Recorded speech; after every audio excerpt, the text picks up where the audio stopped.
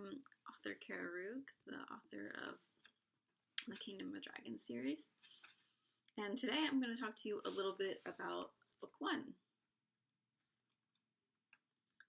So, this is a blurb on the back.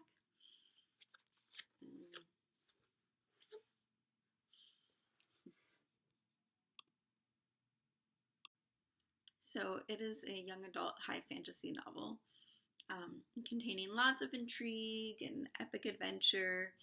It's pretty fast paced.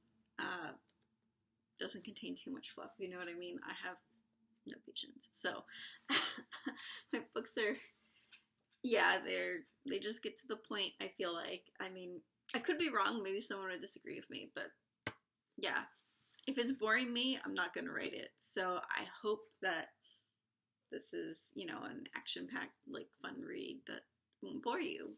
Because it doesn't bore me, so that's a good sign, right? So I'll read the blurb for you now. More than a century has now passed since war ravished the land. The dragons are extinct, and the people who once stood beside them are but scattered ash, or so they say.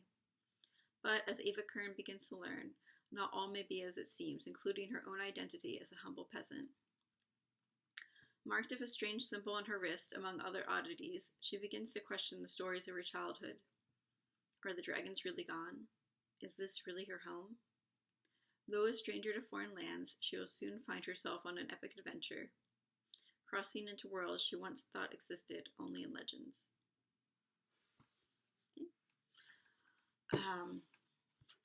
So I have a lot of points of views in my book, a lot of characters that you kind of can see through their eyes. The main ones are Ava, of course, who's, I guess I would probably say she's the main character. And she's a peasant with a strange symbol on her wrist that may link her to a past she doesn't remember. There's, yeah, intrigue there. Although my husband claims I gave it away too fast. But I guess we'll see. You know, what do you think? Let me know if you think I gave it away too fast. If I should have, like, drawn it out a bit more or not. But anyways, she's pretty bold, brave, a fighter, outgoing, daring, a bit impulsive and impatient. And I'm trying, you know, as I'm continuing through this series, I'm trying to slowly work on her and get her to grow. But it's hard because I feel like she's fighting me. I don't know if that makes sense or not. But yeah, I find it hard to get her to, oh, she's stubborn. So even when I'm writing her, I'm struggling to, you know, it's my character. I'm the author, but sometimes I feel like my characters have a mind of their own sometimes. And who knows, maybe it's because some of her flaws are my own. So I am kind of like making excuses for her, you know what I mean? Like, you know, trying not to see it as much of a flaw as it is. But anyways, there's Ava. And then there's Lathan, the Prince of Iconia, who, by all appearances, is quite competent, although he does struggle with cowardice. So, you know, he grows a lot in book one, trying to flesh him out a bit more in book two and try and have to, yeah, I'm in the process of book two right now, which is almost finished, but yeah, I'm just trying to fill things in and flesh things out a little bit. So I really feel like I need to work on his character a little bit more in book two. But yes, in book one, there's a lot of growth with Lathan, more so than with Ava. Ava, I feel like more or less kind of stays the same, kind of, sort of, because, you know, it's a series, so I don't want Ava to go from having all these flaws to, like, perfect. I mean, like, I don't want her to grow too much in book one when I have a series, and I want her to grow gradually through all the books. That's my goal. So we'll see how I do. Anyways, yeah, so Lathan's, you know, he's kind of a, yeah, he's your typical prince, I feel like, you know, handsome, good-looking, strong, can fight really well, but has his, like, inner demons, if that's the right terminology. And then we have Edith, Ava's best friend, who complements Ava very well.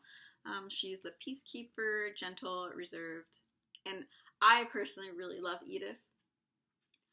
Thinking that, maybe one of these days I should write a novella, like, kind of diving more into her character, because I love her. She's probably one of my favorite characters, if not my favorite. And maybe because she's kind of what I want to be in some ways. Like, she's very feminine and dignified, and a lot of those attributes I would like to see in myself. Even though I feel like if I were to say which character I was the most like, because, most authors kind of write themselves into their books, whether they intend to or not, I'd probably say I'm more like Ava than Edith, but yeah, Edith. I love Edith. And then, next character is Thomas, Ava's brother. He's strong, noble, keeps Ava in check. Kind of, there's that trope with the sister and the brother and that big relationship and what have you. And it's in a lot of fantasies, and of course it's in mine. But I love it. I love that. I mean, I'm not for avoiding tropes. I think that there's a reason these stories keep coming back, like people love it. People love the chosen one trope and all those things. Like, I mean, I see a lot of authors or on a lot of rating pages about, the tropes to avoid. Well, it's like they worked before and they'll work again. Being cliche is not necessarily something that I think everyone should avoid. How unique can you really be? It's all about taking a story that has been told 100 times and twisting it. People like stories that they can relate to, that they feel like they've experienced in some way. So, I don't know. I guess my book's not that unique, but I hope it's unique enough, though. I hope it's enough of a twist that it's worth reading, but similar enough to these well-loved tropes that, it'll resonate with a reader. Anyway, that is the gist. I wanted to keep this video on the shorter side so I don't accidentally give away any spoilers. Which I think I kind of already gave away some spoilers maybe, but yeah. Sorry. I am so bad about not giving away spoilers. Anyways, please give my book a chance if you haven't already. It is available on Kindle Unlimited, and I love it. I love my book. Of course. It is... I don't want to say it is my baby because that seems... I hate... Anyways, but it is kind of my baby. I mean, I created it, so... Anyways, it is dear to my heart, and it means so much to me to be able to share my story with you. And I love it when my readers love it as well. That just means the world to me. And if you do read it, please post a review on Amazon.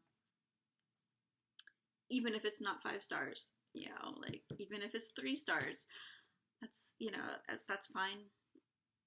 Any review helps with credibility, and,